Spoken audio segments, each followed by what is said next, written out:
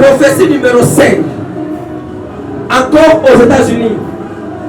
Je donne cette parole aujourd'hui le 12 janvier, dimanche 12 janvier. Mon fils, les États-Unis, c'est un pays de liberté. Amen. Amen. Il y a un sérieux problème aux États-Unis. Aux États-Unis, les gens vendent les armes. Et n'importe quel citoyen a le droit d'avoir une arme. Amen. Je vois quelqu'un qui va sortir et qui va attaquer des officiels américains. Quand je parle d'officiels américains, ça veut dire que les agents de l'État américain. Il y a des gens qui travaillent pour l'État américain qui seront attaqués cette année 2025. Je prie et je parle aux Américains, États-Unis, mais précisément contre des personnes qui travaillent pour l'État américain. Les gens qu'on appelle les officiels. Les gens qui sont comme les députés, les ministres, les sénateurs, les maires. Voilà, des personnes comme ça. Les gens qui travaillent au Congrès, les congressistes. Ces personnes-là doivent faire très attention. Dis amen bien.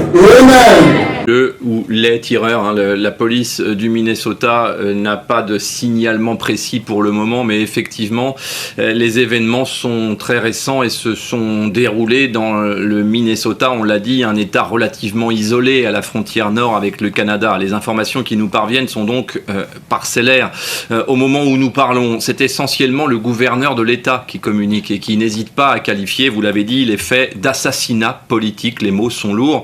Le gouverneur n'est pas tout à fait n'importe qui, puisqu'il s'agit de Tim Walz, l'ancien colistier de Kamala Harris lors de la dernière élection présidentielle. Vous vous en souvenez, il était donc candidat à la vice-présidence des États-Unis avant d'être battu, comme chacun sait, face à l'attelage Trump-Vance en novembre dernier. Pour ce qui est des victimes maintenant, les faits se sont déroulés la nuit dernière, vous l'avez dit, c'est-à-dire la nuit du 14 juin, et impliquent 2 responsables démocrates de l'État qui visiblement ont été ciblés à leur domicile dans la banlieue de Minneapolis. Melissa Hortman, ancienne présidente de la Chambre des représentants de l'État, élue en 2004, et son mari, Mark Hortman, ont été tués par balle. Une seconde attaque qui visait cette fois John Hoffman, sénateur depuis 2012, et son épouse Yvette Hoffman, a partiellement échoué, puisque ne les ont que blessés par balle également, et également à leur domicile dans la localité de Champlain, également proche de Minneapolis.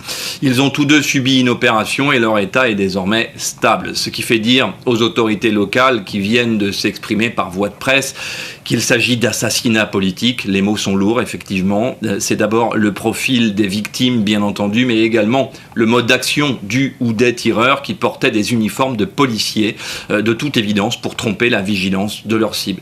Tireurs qui n'ont pas été interpellés au moment où nous parlons et qui font l'objet d'une vaste chasse à l'homme, vous l'avez dit. Ce sont les mots du gouverneur Tim Walz.